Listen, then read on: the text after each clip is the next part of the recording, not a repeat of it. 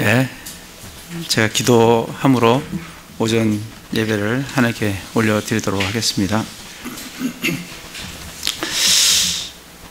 하나님 아버지, 2개월여간 코로나로 인해서 가정 예배를 드리다가 이렇게 우리 형제 자매님들 함께 모여 영과 진리로 하나님께 경배해 드립니다.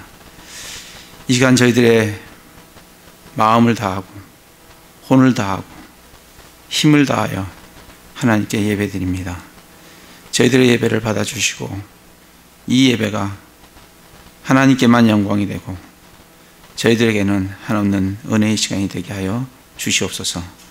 우리 주 예수 그리스도 이름으로 기도드립니다. 아멘. 네, 찬송가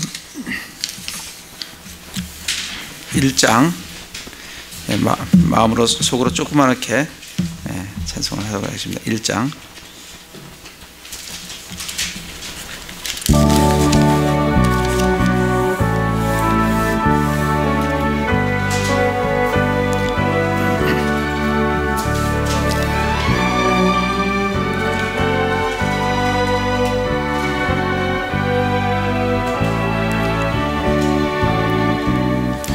거룩 거룩 거룩 전능하신 주여, 이른 아침 우리 주를 찬송합니다. 거룩 거룩 거룩 긍휼 많은 주여,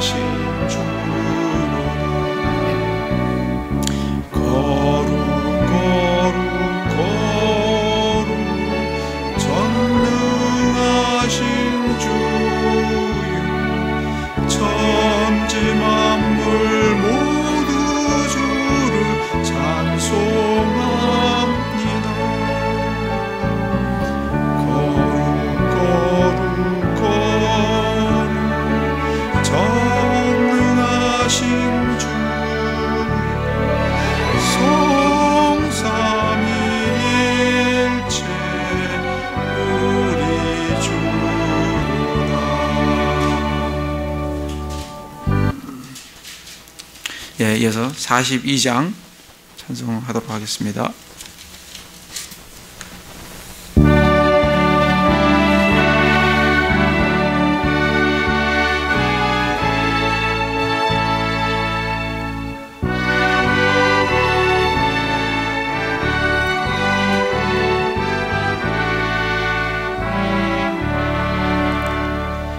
하늘에 가득 찬 영광의 하나님, 온 땅에 충만한 존귀하신 하나님, 생명과 빛으로 지혜와 권능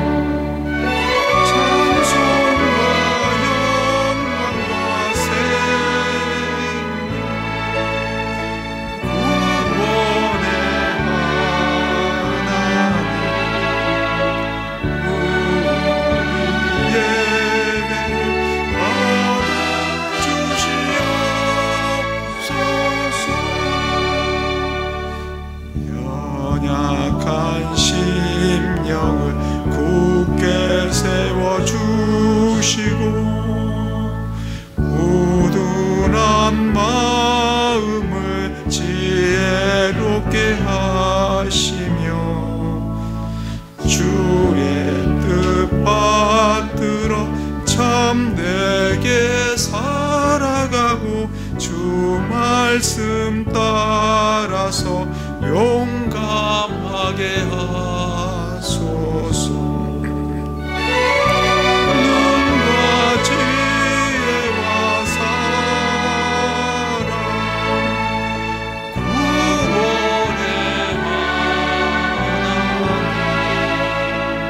우리 예배를 받아주시옵소서.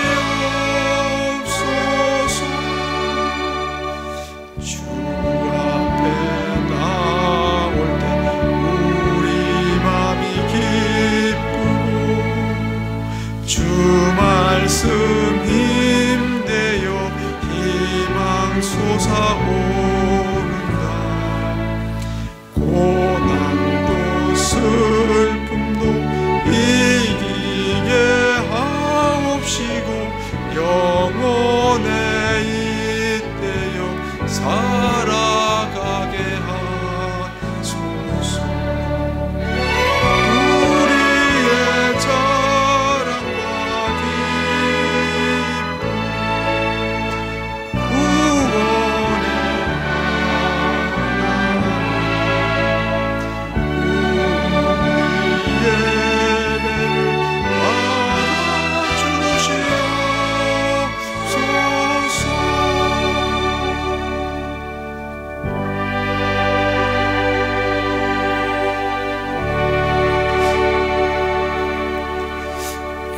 장재희 장로님 기도 인도해 주시겠습니다.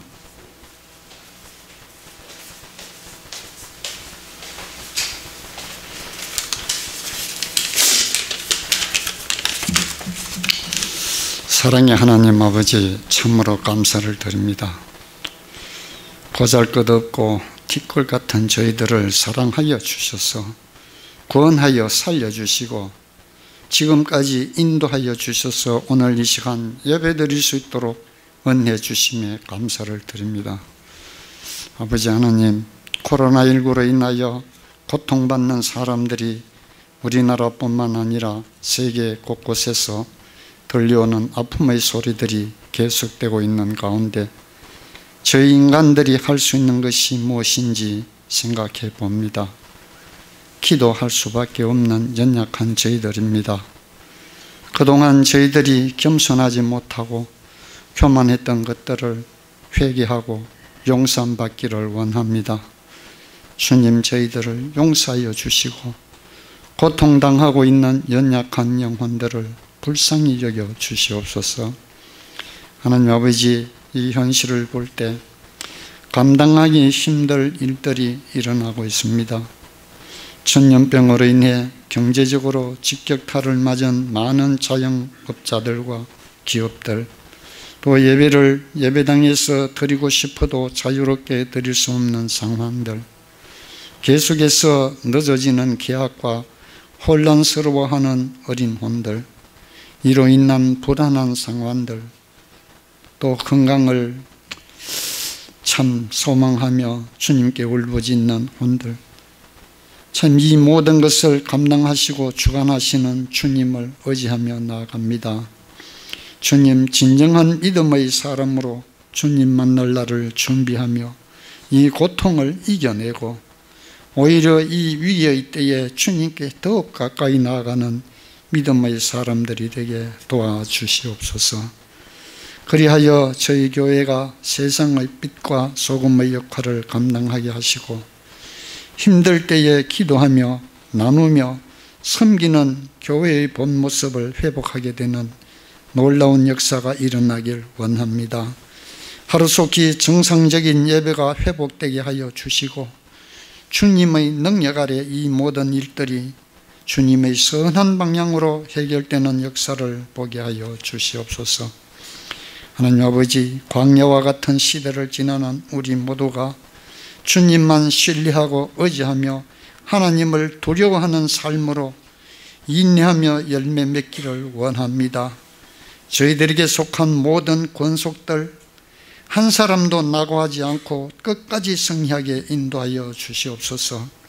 오늘 말씀을 전하시는 당신의 종에게 영육간 강건함을 다하여 주시고 성령의 인도하심이 확실하며 더욱더 아버지께서 보살펴 주심으로 이 힘든 시기에 주님의 뜻을 보게 하시고 전하시는 말씀을 통하여 아버지의 말씀을 듣게 하여 주시옵소서.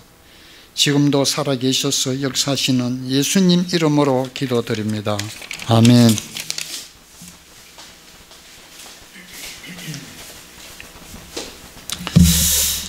예, 찬송가 253장 한번 더 하겠습니다. 253장입니다.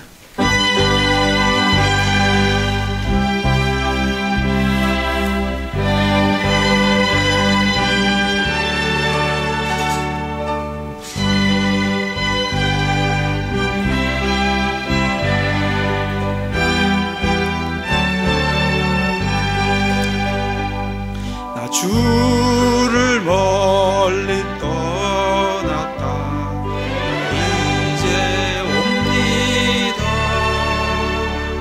나 죄의 길에 시달려 주여 옵니다. 나 이제 왔으니 내 집을 주여 나를 받으사 맞아 주소서. 그 귀한 세월 보내고 이제 옵니다. 나에게 하는 마음으로 주여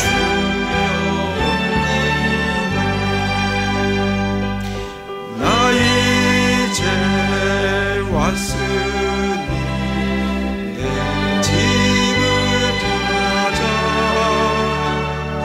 주여 나를 받으사 맞아 주소서. 아이의 매여 고달파 이제 옵니다. 크신 사랑 받고자 주여 옵니다.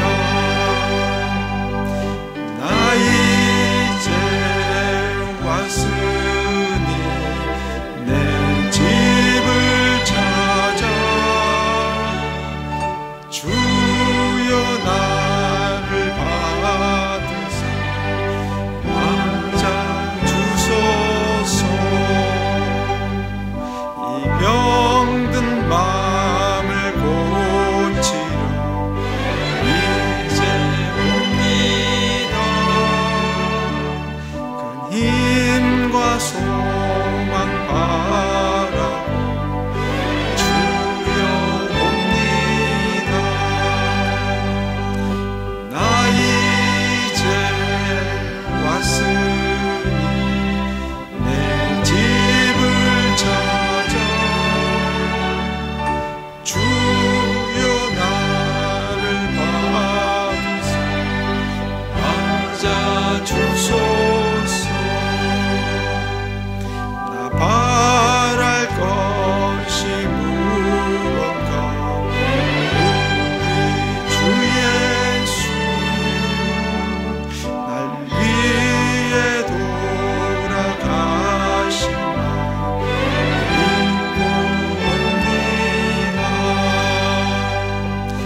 나 이제 왔으니 내 집을 찾아 주여 나를 받으사 맞아 주소서.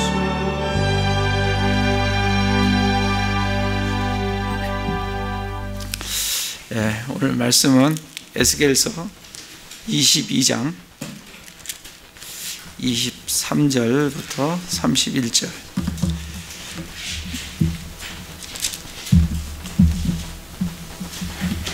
에스겔 22장 23절에서 31절 다 찾으셨으면 한 절씩 교독하도록 하겠습니다. 제가 먼저 읽겠습니다. 또 주의 말씀이 내게 임하니라. 이르시되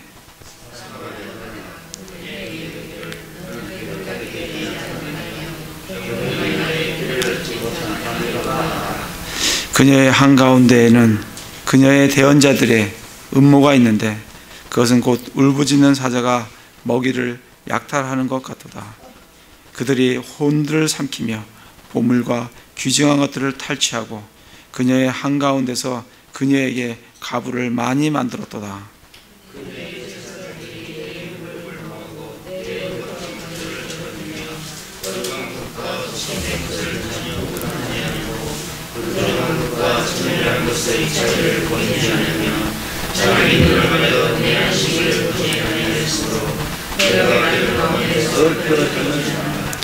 거기에 한가운데 있는 그녀의 통치자들은 먹이를 약탈하는 이들 같아서 정직하지 않은 이득을 얻기 위해 피를 흘리며 혼들을 멸하는도다.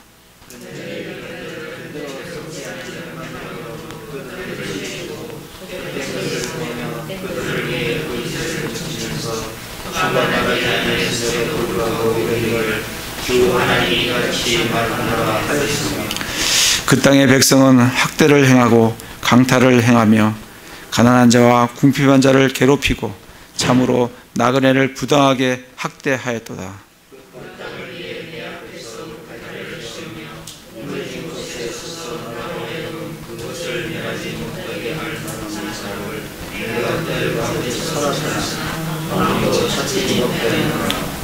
같이 읽겠습니다. 그러므로 내가 내 경로를 그들 위에 부으며 내 진노의 불로 그들을 소멸시켜 그들의 길을 그들의 머리에 보응하였느니라. 주 하나님이 말하노라. 아멘. 오랜만에 2개월 만에 얼굴 뵙는 것 같습니다. 참 반갑습니다. 우리 인사 많이 못하셨을 테니까 앞뒤를 보시면서 인사 잠깐 같이 할까요? 아유, 반갑습니다. 아유, 건강한 모습으로 이게 뵙게 되니까 참 기쁩니다.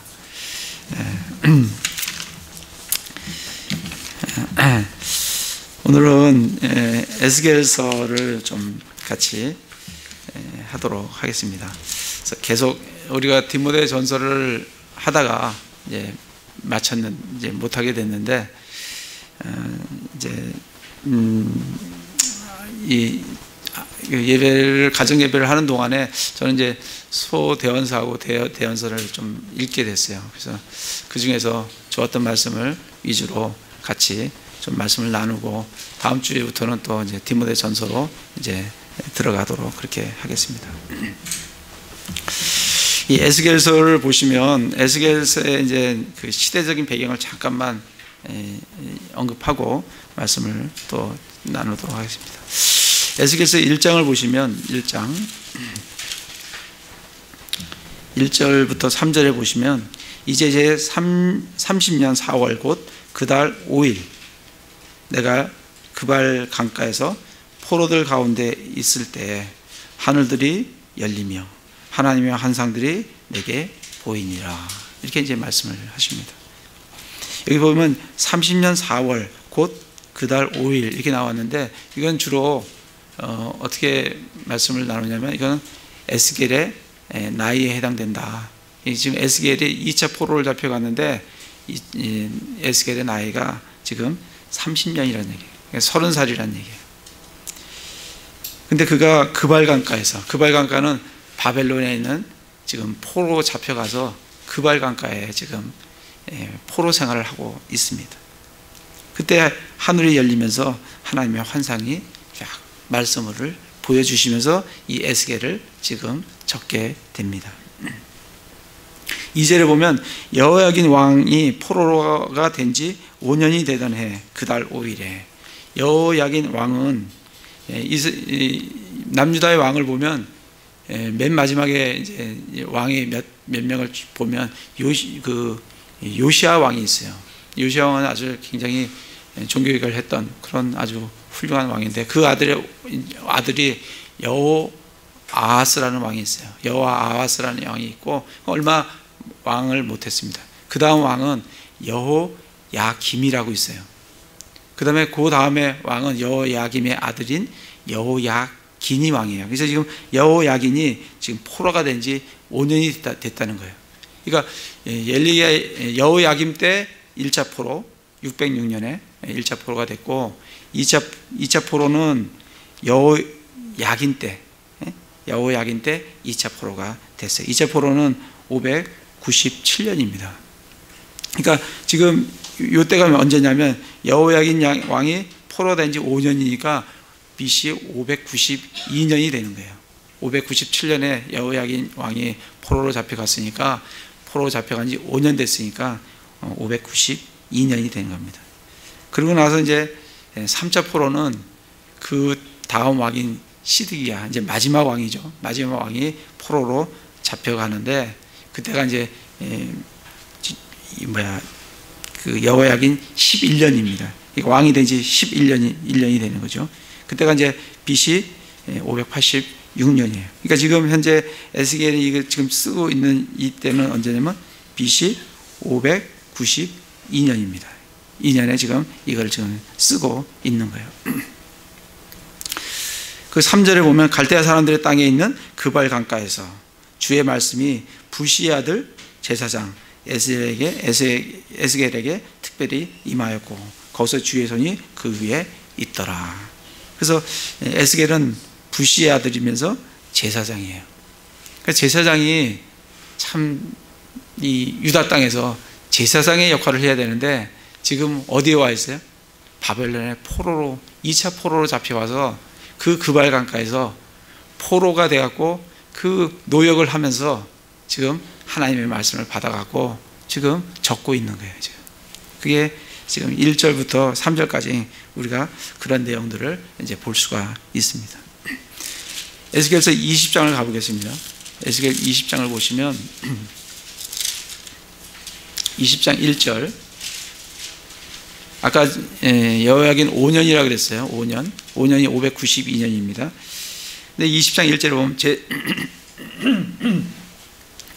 7년 5월 그달 10일에 이스라엘 장로들 중에 몇 사람이 주께 여쭈려고 와서 내 앞에 앉으니. 이제 얼마 흘렀어요?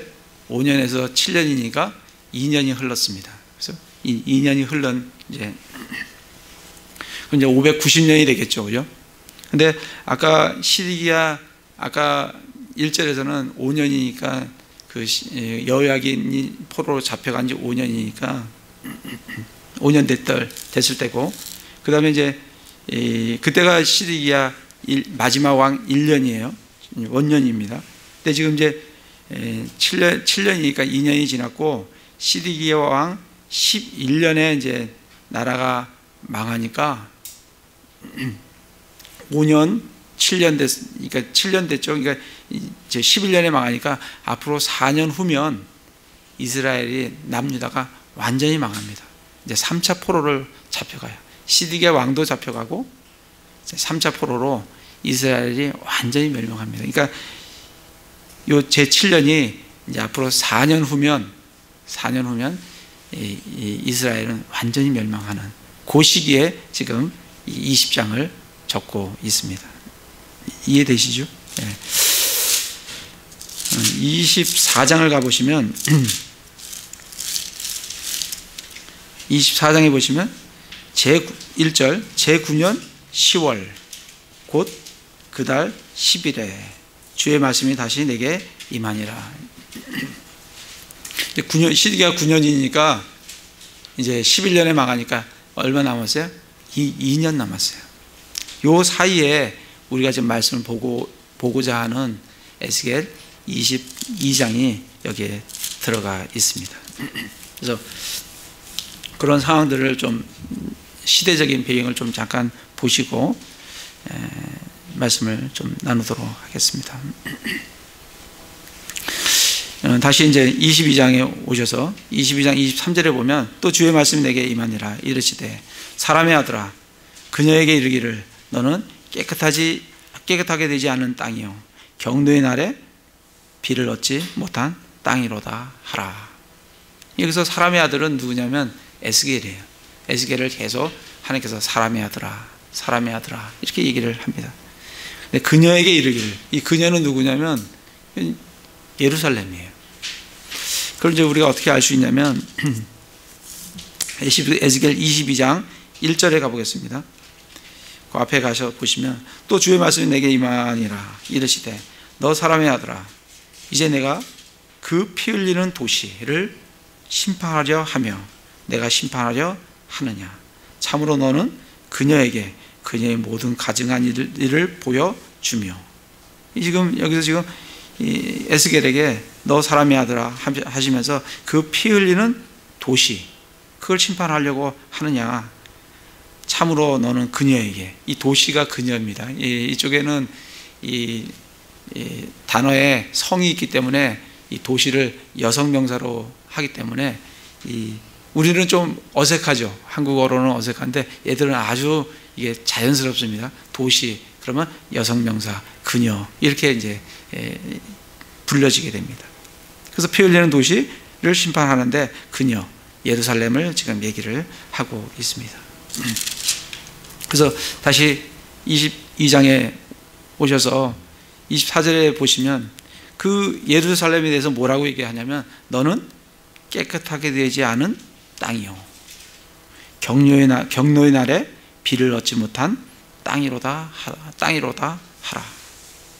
그래서 정말 예루살렘이 깨끗하지 않은 땅이에요. 그러니까 죄악이 많다는 거예요. 그러니까 하나님 보시기에 정말 타락된 도시라는 거예요. 그리고 어떻게 경노의 날에 비를 얻지 못한 땅이다. 하나님께서 경노를 붓는데 거기에 비를 얻지 못하면 먹을 게 가뭄이 들어서 먹을 게 없는 거예요. 그런 땅이라는 거예요. 그게 예루살렘이라는 거예요. 그러면서 이 예루살렘에 대해서 23장에 보시면 23장 에스겔입니다. 23장 1절부터 이렇게 보시면 하나님께서 비유를 말씀을 하세요. 주의 말씀이 다시 내게 임하니라 이르시되 사람의 아들아 한 어머니의 딸들인 두 여자가 있다는 거예요.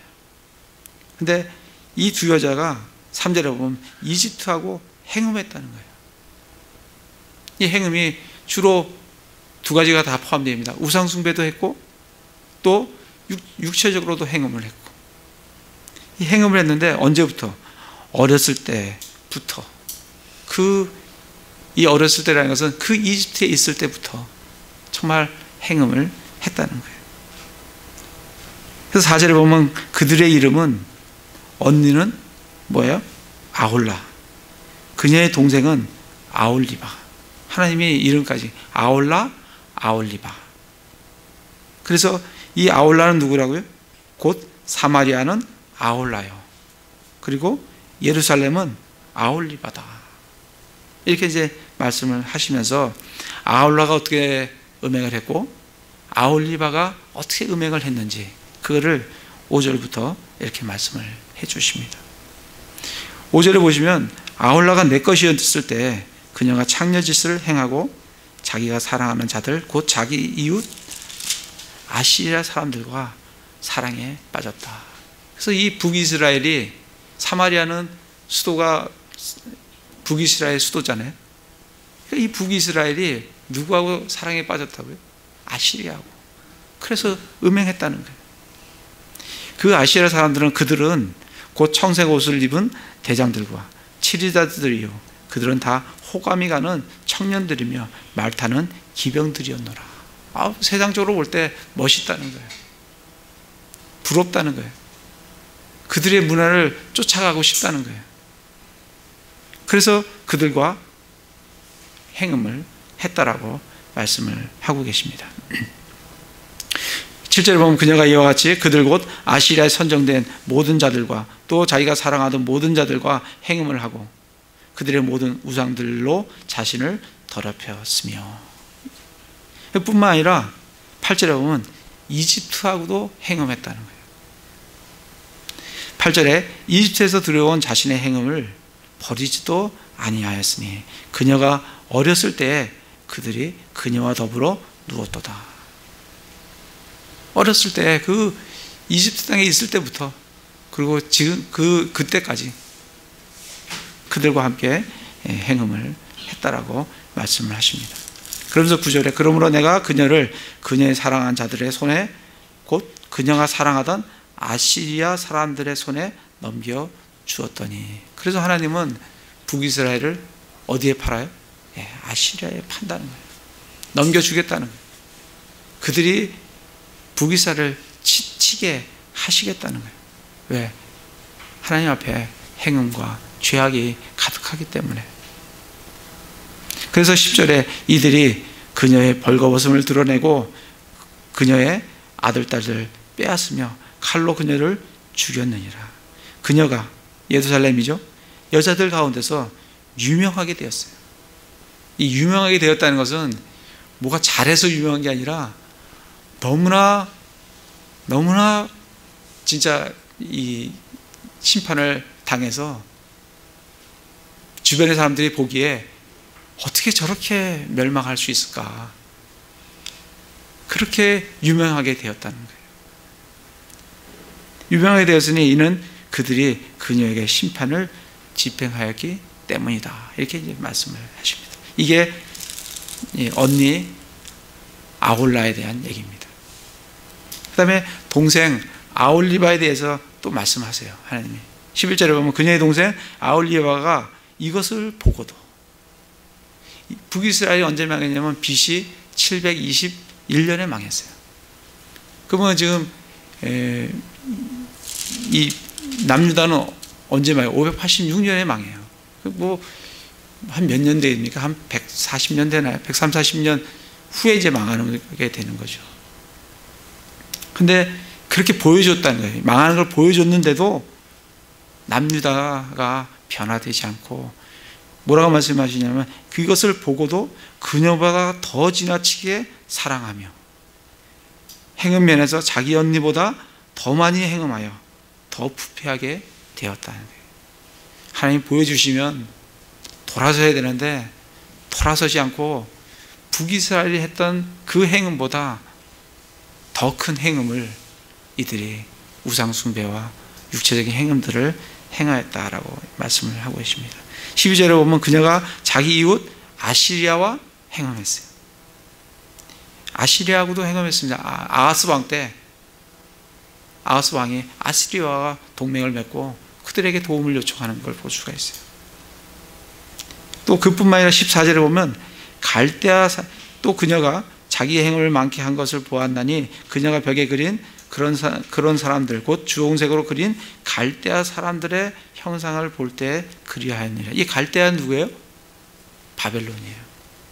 그러니까 아시리아하고도 행음하고 또 누구하고요? 바벨론하고도 행음하고. 그 15절에 나오잖아요.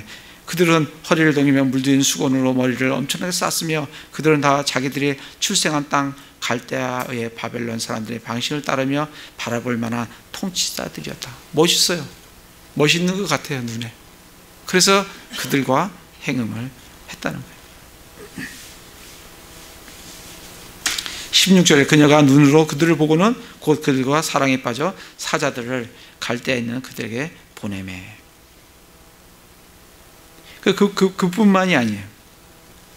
19절에 보면 그럼에도 그녀가 자기 어렸을 때 곧 이집트 땅에서 자기가 창녀짓을 행하였던 때를 기억하며 자기의 행음을 크게 더하였으니. 누구하고도 또 행음해요? 이집트하고도. 아까 그 이집트하고 자기 어렸을 때가 뭐라 그래요? 19절에 보면 자기 어렸을 때 곧 이집트 땅에서 자기가 창녀짓을 행하던 때를 기억하며, 그때부터 행음하기 시작해서 이 망할 때까지 행음을 했다는 거예요. 장장 몇 년입니까? 하나님께서 몇 년을 참으신 것 같아요? 출애굽이 1450년이라고 하면, 고전에 했다고 하면 1500년부터 행음하기 시작했다고 하면 이때가 지금 몇 년이래요? 586년이면 자그마치 600년 하면 900년을 참으신 거예요. 1900년이죠. 1500년에서 600년을 빼면 900년. 하나님이 900년 동안 참고 참다가 북이스라엘을 먼저 파시고 그 다음에 누굴 팔아요? 남유다를 파시겠다. 지금 이제 얼마 남았어요? 이게 7년이니까 4년 남았어요. 돌아서라고 그렇게. 여기 보시면 18절에 보면 그녀가 이와 같이 자기의 행음을 드러내며 자기의 벌거벗음을 드러내었으므로 그때 내 마음이 그녀의 언니에게서 멀어진 것 같이. 그녀의 언니가 누구예요? 북이스라엘 아홀라. 거기에 머물러진 것 같이 그녀에게서도 아홀리바 남유다 거기에서 하나님이 멀어지셨다. 그래서 내가 너를 바벨론에게 판다. 그래서 지금 바벨론 포로로 이제 4년만 있으면 비참하게 잡혀갑니다. 시디기야 왕은 두 눈이 뽑혀요. 남유다의 마지막 왕이 시디기야 왕인데 두 눈이 뽑혀요. 뽑히기 전에 그 자기 자녀들을 다 목을 쳐서 죽입니다. 두 눈을 뽑고 그 다음에 시디기야 왕의 여기다가 갈고리를 걸어가지고 예루살렘부터 어디까지? 바벨론까지 몇 킬로가 되는지 모르겠어요. 한 600-700km 넘는다 그러는 것 같아요. 거기를 맨발로 끌고 갑니다. 그렇게 비참하게 나라가 남유다가 망해요. 참 우리나라 현실하고 참 비슷해요. 남과 북이 대치하고 있는 이 나라에 정말 북한이 그렇게 저기는 뭐 우상하잖아요. 기독교는 아예 들어갈 수도 없는. 사실은 먼저 평양이 먼저 복음화되었고 평양이 먼저 정말 동방의 예루살렘이라는 말을 들었을 정도였는데 그 나라가 저렇게 공산화가 되어지고 남한은 온갖 타락한 것으로 인해서 정말 북한이 아울라면 우리 남한이 아올리바와 같은 그런 상황에 있는 게 우리 지금 한국의 사정하고 참 다를 게 없다 생각이 듭니다. 그래서 정말 이 구약을 통해서 우리에게 주시고자 하는 것은 우리에게 교훈과 훈계를 주시는 거예요. 이걸 통해서 우리 남한에 있는 우리 대한민국에 있는 기독교인들이 돌아서라고 회개하라고 그렇게 이제 우리에게 말씀을 해 주십니다. 다시 에스겔 23장으로 22장으로 가서 보시면 그렇게 이제 사마리아와 누구예요? 그 다음에 예루살렘의 죄를 하시면서 이제 25절부터는 그 안에 들어가서 어떠한 구체적인 죄악들을 범하고 있는지 그 대상과 함께 말씀을 해주세요. 25절에 보면 그녀의 한가운데는 그녀의 대언자들의 음모가 있는데 그녀의 한가운데 예루살렘의 한가운데죠. 대언자들이 음모가 있어요. 그 뭐냐면 곧 울부짖는 사자가 먹이를 약탈하는 것 같도다. 이 대언자가 하나님 말씀을 대언해야 될 이 대언자가 어떻게 해요? 울부짖는 사자같이 혼들을 먹잇감 되는 혼들을 약탈합니다. 그들을 삼켜요. 보물과 귀중한 것들을 탈취합니다. 그녀의 한가운데서 그녀에게 과부를 많이 만들었도다. 남편들이 많이 죽었으니까 과부가 되는 거죠. 이게 대언자들의 죄를 이렇게 말씀을 하고 계십니다. 우리 한국교회는 어떤가요? 정말 한국교회도 내부적으로 들어가면 정말 끔찍한 일들이 많아요. 제가 얼마 전에 뉴스 들은 거 보면 목사들 중에서 동성애자도 있어요. 저도 깜짝 놀랐어요. 이제 한국에도 있어요. 정말 어떻게 이 한국이 정말 타락되어 가는지 그걸 우리가 정말 지금 이 시대를 보면 알 수가 있는 것 같아요. 이 대언자들의 이 죄를 28절에 또 이제 말씀을 해주시는데, 먼저 28절을 보기 전에 27절을 보겠습니다. 이 통치자들의 죄는 어떤지. 거기에 한가운데에 있는 그녀의 통치자들의 죄예요. 먹이를 약탈하는 이리들 같아서 정직하지 않은 이득을 얻기 위해 피를 흘리며 혼들을 멸하는도다. 아까 대언자들은 울부짖는 사자라 그랬는데, 여기는 뭐예요? 먹이를 약탈하는 일이에요. 정직하지 않은 이득을 얻기 위해 피를 흘리고 혼들을 멸합니다. 정말 이 통치자들이, 우리나라 정치인들도 마찬가지예요. 국민을 위한 정치를 하는 게 아니라 자기 당을 위한, 자기의 사욕을 위한 정치를 합니다. 정말 정치인들은 우리가 믿을 만한 게 못 돼요. 이 정치인들이 지금 이때도 통치자들이 먹이를 약탈하는 이리들 같이 혼들을, 정직하지 않은 이득을 얻기 위해 혼들을 멸하는 그런 시대예요. 28절에 보면 그녀의 대언자들은, 대언자의 죄가 다시 하나 또 나오는데, 제대로 썩지 않은 회반죽으로 그들을 칠해주고. 이게 무슨 말이에요? 제대로 썩지 않은 회반죽으로 그들을 칠해줘요. 통치자들이 뭐 이렇습니다, 이 정책을 이렇게 피는 게 좋겠습니다 라고 얘기를 하면, 대언자들은 거기에 호응을 해서 제대로 된 반죽도 되지 않는 것을 가지고 그들을 발라줘요. 맞습니다, 네, 그게 옳습니다, 그게 나중에 다 무너질 것인데도 섞이지 않는 그런 회반죽으로 그 통치자들의 그 정책에 합류해서 그들을 옹호하고, 그러한 내용들이 바로 이 말씀입니다. 대언자들이 제대로 썩지 않은 회반죽으로 이 통치자들을 발라줘요. 헛된 것을 보며 그들을 위해 거짓으로 점치면서, 점쟁이라는 거예요. 하나님의 말씀을 대언한 게 아니라 자기 생각대로 점쟁이라는 거예요. 어떻게 점을 쳐줘요? 그들을 위해. 누굴 위해? 통치자들을 위해.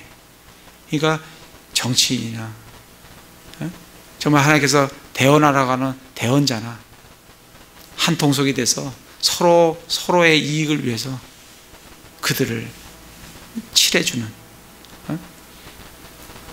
제대로 섞여지지 않은 회반죽을 그들에게 칠해주고, 헛된 것을 보고 그들을 위해 점쳐주고, 주가 말하지도 않았는데도 불구하고 하나님이 이렇게 말씀하신다 하는 사람들이 누구라고요? 대언자라고요. 아마 우리 교회, 한국 교회를 보면 많이 유사한 걸 보실 거예요. 정말 그렇습니다. 하나님 말씀을 대언해야 될 그 교회가 그걸 하지 않고 정말 정치와 야합해서 그들의 하수인 노릇을 하는 그런 한국 교회가 그렇게 되어 있고 또 그렇게 되어 가고 있어요. 26절에 보겠습니다. 26절에 보면 그녀의 제사장들은 또 어떠냐? 그녀의 제사장들이 내 율법을 범하고 내 거룩한 것을 더럽히며 거룩한 것과 속된 것을 전혀 구분하지 아니하고 부정한 것과 정결한 것의 차이를 보이지 아니하며 자기 눈을 가려 내 안식일을 보지 아니하였으므로 내가 그들 가운데서 더럽혀졌느니라. 제사장이 제일 먼저 해야 될 것은 뭐냐면 율법을 정확히 알고, 그리고 거룩한 것과 속된 것이 뭔지, 부정한 것과 그리고 정결한 것이 뭔지, 이 차이를 딱 구별해서 뭘 해야 되며 하지 말아야 될 것을 정확히 구분해야 되는 사람이 누구냐면 제사장이에요. 근데 그는 율법을 범해요. 거룩한 것과 속된 것을 전혀 구분하지 않아요. 부정하고 정결한 것의 차이를 보이지 않아요. 안식일도 안 지킵니다. 그래서 하나님이 내가 그들 가운데 더럽혀져 있느니라 이렇게 말씀을 하십니다. 그게 제사장들의 죄예요. 우리 에스겔 13장을 한번 가보겠습니다. 에스겔 13장을 보시면 아까 잘 섞이지 않은 그 회반죽, 그죠? 그거를 이제 대언자의 죄를 얘기하시는데 에스겔 13장을 보시면 10절에 보시면 그들이, 이 대언자들이에요. 그들이 내 백성을 유혹하여 평안이 없는데도 평안하다 하였으며 한 사람이 벽을 쌓고 보라 다른 사람이 제대로 썩지 않은 회반죽을 그 벽에 발랐도다. 한 사람은 벽을 쌓아요. 그리고 한 사람은 뭐예요? 잘 썩기지 않은 그 회반죽을 그 벽에다가 이렇게 발라줍니다. 왜? 조금 있으면 무너질 거예요. 그런데도 이렇게 그럴싸하게 지금 발라주고 있는 거예요. 11절에 보면 제대로 썩지 않은 회반죽을 벽에 바르는 자들에게 이르기를 그 벽이 무너지리라. 14절에 보면 이처럼 너희가 제대로 썩지 않은 회반죽으로 바른 그 벽을 내가 허물어서 땅에 무너져 내리게 하고 그것의 기초가 드러나게 하리니 그 벽이 무너지리라. 너희가 그것의 한가운데서 소멸되리니 내가 주인 줄 너희가 알리라. 이렇게 말씀을 하시면서 1절에 보시면 2절에 보시면 사람의 아들아 대언하는 이스라엘의 대언자들에게 대적하여 대언하고, 이 대언들이 잘못되어 있으니까 그들을 대적해서 에스겔 보고 대언을 하라는 거예요. 뭐라고 대언하냐면 자기 마음에서 나오는 대로 대언한 자들에게. 이 대언한 자들이 하나님 말씀으로 하나님 말씀을 대언을 해야 되는데 자기 마음에 생각되는 대로, 자기 마음대로, 생각나는 대로 그렇게 대언한다는 거예요. 대언한 자들에게 너는 말하기를 너희는 주의 말씀을 들으라.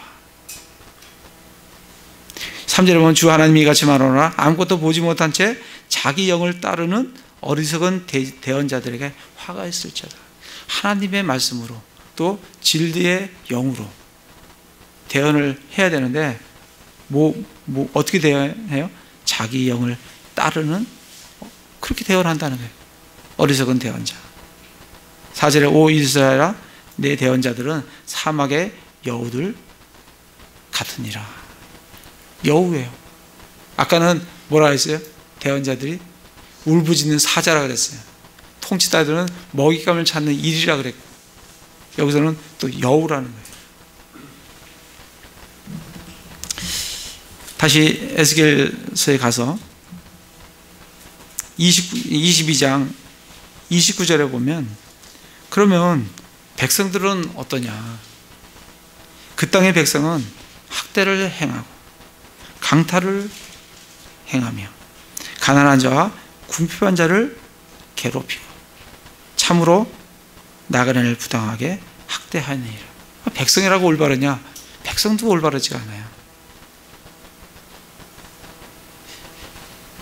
정치인만, 우리나라에서 지금 정치인들만 속이는 게 아니에요. 여러분 저 시장에 가면 콩나물 파시는 아주머니도 속여요. 토마토 받아보면 위에는 깨끗한데 밑에는 좀 썩은 게 많아요. 우리나라 자체가, 이 유다 땅도 마찬가지고 우리나라 자체도 신뢰가 없는, 정말 속이는 걸 가득한, 백성들도 동일해요.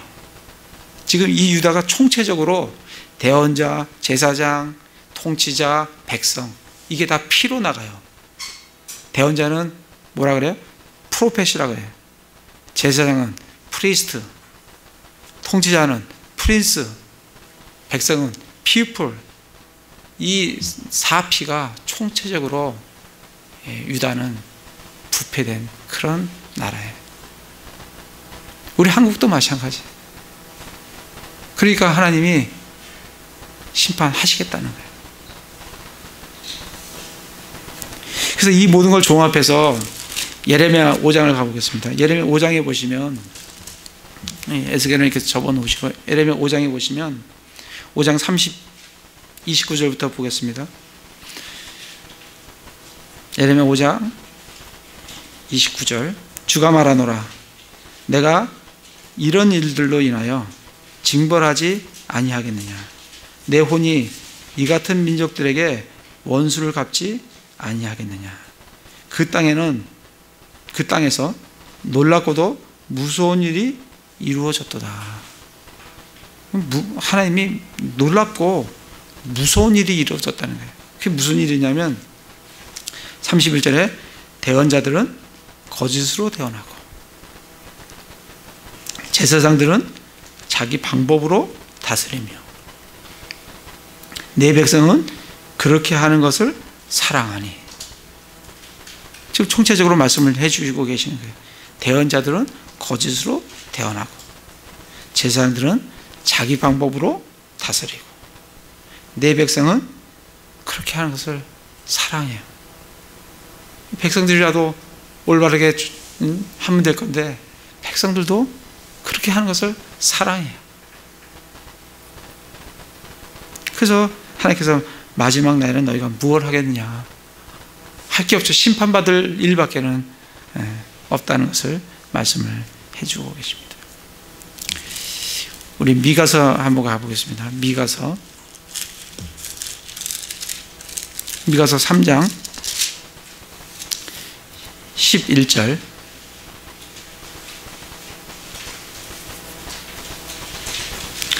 (9절부터) 제가 읽어보겠습니다. 미가서는 저 뒤에 있죠. 에스겔 뒤에 있습니다. 이 소대언서들을 잘 말씀들 많이 안 나누기 때문에, 근데 소대언서를 우리가, 그래서 저희가 이제 코로나가 좀 안정이 되고 하면 일주일에 오후 성경 공부를 이제 그만하고 오후에는 구약을 하려고 그래요. 오전에는 신약을 하고 오후에는 구약을 하려고 해요. 구약을 어디서부터 하려고 하냐면 이 대언서부터 하려고 해요. 소대언서 12권, 그리고 대언서 5권, 그 17권을 오후에 하려고 좀 합니다. 그래서 나중에 시간이 또 되면 수요일 날 우리가 하려고 하면, 수요일은 모세 오경부터 창세기서부터 그렇게 구약을 좀 집중적으로 좀 하려고 생각을 합니다. 미가서 3장에 보시면 9절에 보면 야곱의 집 우두머리들과 이스라엘 집 통치자들 곧 판단의 공의를 몹시 싫어하고 모든 공평을 굽게 하는 자들아, 청하노니 너는 이 말을 들을지어다. 그들이 시온을 피로 예루살렘을 불법으로 건축하는도다. 그것의 우두머리들은 대가를 바라고 재판하며. 어떠세요? 한국도 그래요? 예, 한국도 이래요. 미국도 그래요. 돈 많은 사람은 돈으로 재판에서 이깁니다. 그걸 뭐라 하잖아요. 유전 저거 하는 게 그거예요. 여기 보면 우두머리들은 대가를 바라고 재판장이 가장 공의가 있어야 될 재판장이 뭘 바라고 재판을 해요? 대가를 바라고 재판한다. 그 다음에 그것의 제사장들은 품삯을 바라고 가르쳐요. 제사장이 율법을 가르쳐야 되는데 뭘 바라고 가르쳐요? 품삯을 바라고, 받을 것을 바라고 가르친다. 그 다음에 그것의 대언자들은 돈을 바라고 점을 쳐요. 그들이 여전히 주를 의지하여 말하기를 주께서 우리 가운데 계시지 아니하냐, 어떤 재앙도 우리에게 임하지 못하리라 하는도다. 근데 하나님 뭐라고 하세요? 12절에 그런 즉 너희로 인하여 시온은 바깥이 쟁기로 갈리고, 쟁기로 하나님은 다 갈아버리시겠다. 예루살렘은 아무도 찾지 않는 돌무더기가 있는, 그렇게 된다는 거예요. 그렇게 만드시겠다고 하나님께서 말씀을 하고 계십니다. 우리 하박국을 좀 찾아보겠습니다.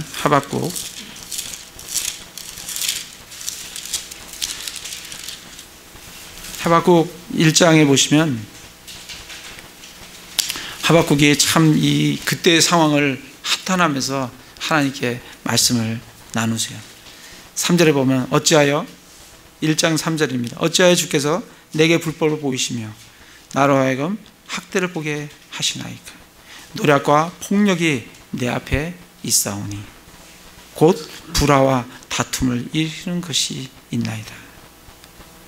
노략과 폭력이 가득한, 불화와 다툼이 가득한 그런 유대 사회에 4절에 그러므로 율법이 해이해지고 판단의 공의가 전혀 앞으로 나아가지 못하나니 사악한 자가 의로운 자를 에워싸므로 부당한 판단이 나아가나이다. 율법이 견고해져야 되는데 율법은 다 허물어졌어요. 판단의 공의가 앞서가야 되는데 나가지 못하고 뭐가 나가요? 부당한 판단이 나가요. 사악한 자가 의로운 자를 에워싸서 사악한 자가 의로운 자들 다 죽이는 그런 사회가 유다 사회예요.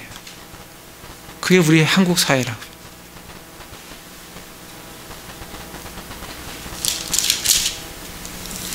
뒤에 하박국 1장 뒤에 보시면 13절에 보면 주께서는 눈이 정결하셔서 악을 보지 못하시며 또 불법을 보지 못하시거늘 어찌하여 배신하는 자를 바라만 보시고 사악한 자가 자기보다 더 의로운 자를 삼키는데도.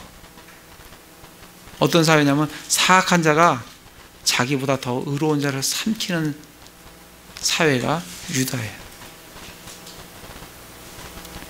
14절에 보면 주께서는 어찌하여 사람들을 바다의 물고기 같게 하시며, 이 바다의 물고기 같게 한다는 것은 그냥 그물을 슉 던지면 그 그물 안에 고기들이 다 잡혀오는 거예요. 그러니까 통치자들이, 이 권력자들이 그냥 그물 한번 치면 거기에 그냥 싹 다 들어가 버리는 아무것도 힘이 없는 그런 혼들을 얘기를 하고 있는 거예요. 자기들을 다스릴 치리자도 없는 기어다니는 것과 같게 하시나이까. 치리자가 없어요. 왜? 올바른 치리자가 아니니까. 이거 뭐예요? 백성들은 기어다니는 벌레와 같다는 거예요.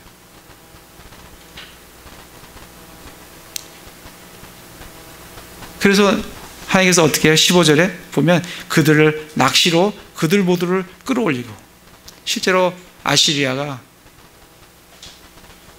남유다를 포로로 잡혀갈 때 낚시거리를 채워가지고 그렇게 끌고 갔어요. 좀 우리 한국도 정말 우리 그리스도인들이 회개하지 않으면 우리에게 어떠한 심판이 우리에게 가해질지를 모르겠어요. 지금 여기서 지금 낚시로 그들을 끌어올리고 자기의 그물로 그들을 잡으며 자기들의 끄는 그물로 그들을 모으고 그러면서 기뻐한다고요. 하나님께서 맡겨주신 아시리아가 기뻐한다고요. 그런 심판을 누구한테 가하면서? 예루살렘에, 유다에 가하면서 그들이 기뻐한다고요. 그러면서 17절에 그런즉 그들이 자기들의 그물을 비우며 계속해서 민족들을 아끼지 아니하고 죽여야 하리까. 계속해서 그 일들을 계속해서 반복해서 계속 유다를 멸망의 하나님의 심판을 집행하는 것을 볼 수가 있습니다. 다시 우리 에스겔로 가보겠습니다. 그래서 하나님께서는 그런 총체적인 그런 부패에 하나님께서는 뭘 하시기 원하냐면 30절에 보면 그 땅을 위해 내 앞에서 울타리를 세우며 무너진 곳에 서서 나로 하여금 그것을 멸하지 못하게 할 한 사람을 내가 그들 가운데서 찾았으나 아무도 찾지 못하였노라. 하나님께서는 지금 그들의 죄가 있지만 그러나 그 가운데서 한 사람, 어떤 사람이요? 뭐라 했어요? 울타리를 세우며 나가지 못하도록 그렇게 보호가 되도록 울타리를 세우며 무너진 곳에 서서 그 허물어진 것을 허물어지지 않도록 서서 그것을 멸하지 못하게 할 한 사람. 하나님은 그 한 사람이 있으면 어떻게 하시겠다고요? 안 치시겠다고요. 그 한 사람을 지금 찾는데 아무도 찾지 못하였다. 이렇게 말씀을 하십니다. 시간이 많이 지났지만 모세가 광야에서 하나님께서 광야 백성들을 다 처리하시려고 하셨어요. 그때 모세가 기도했다고요. 그게 출애굽기에 나오는 내용이지. 그랬을 때 하나님께서 뜻을 어떻게 해요? 돌이키셨다. 소돔과 고모라는 어때요? 아브라함이 50명이 있으면 치시겠습니까? 45명, 40명, 30명, 20명, 10명 10명이면 될 줄 알았는데 10명이 없어서 소돔과 고모라는 그대로 멸망을 해버리게 됩니다. 지금 하나님께서 지금도 우리 유다에 이렇게 말씀하셨듯이 우리 이 대한민국에 한국에서도 하나님이 동일하게 우리에게 말씀을 하시고 이 한 사람을 지금 찾고 계신다고.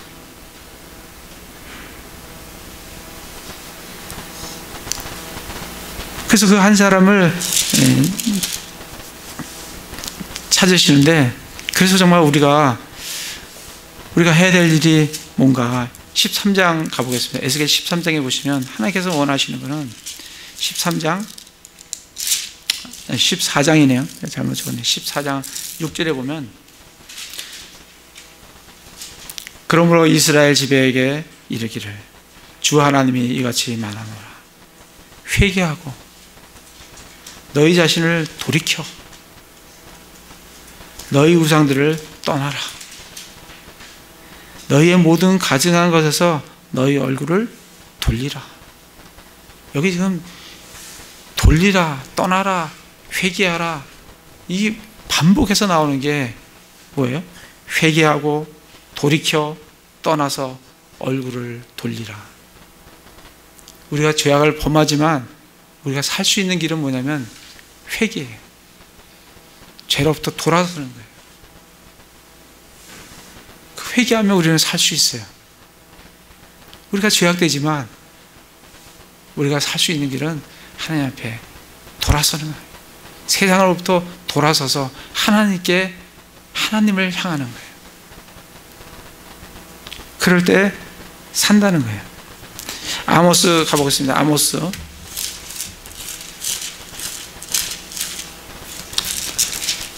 5장에 보시면 5장 1절에 보시면 오 이스라엘 집아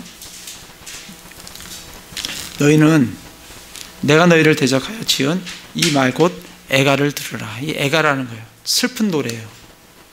왜? 치실 거니까. 이스라엘 처녀가 쓰러졌으니 다시는 일어나지 못하리로다.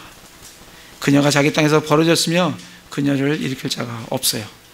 3절에 보면 1000명이 나간 도시가 이스라엘 집을 위해 100명만 남기고 1000명이 전쟁터에 나갔는데 몇 명이 돌아와요?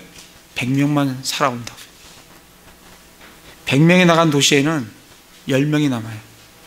90%는 죽는다는 얘기예요. 그런 4절에 주가 이스라엘 집에게 이같이 말하노라. 너희는 나를 찾으라. 그러면 너희가 살리라.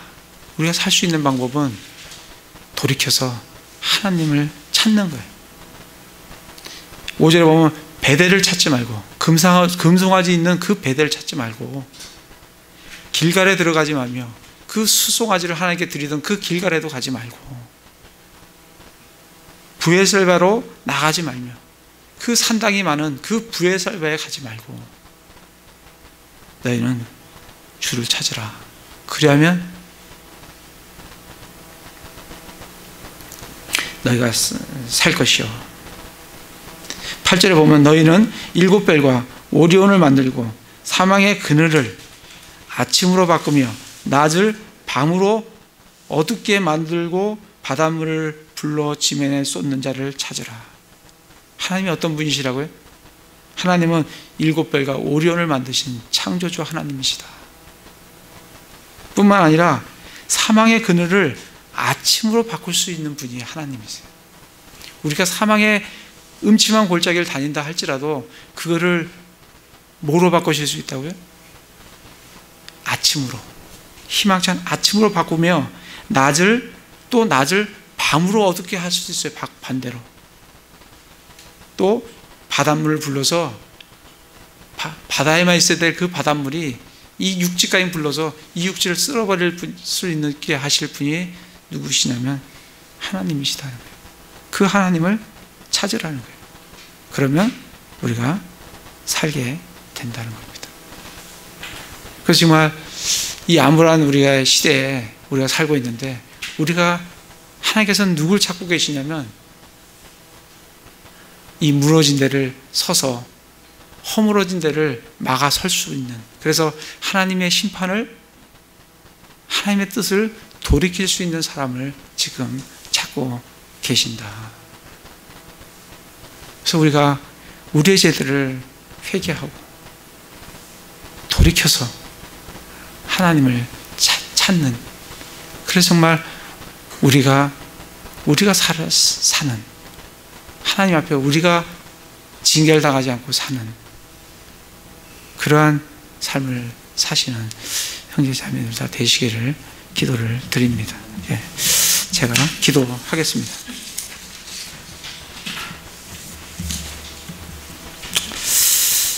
하나님 아버지, 이스라엘 음행의 죄들을 보게 됩니다.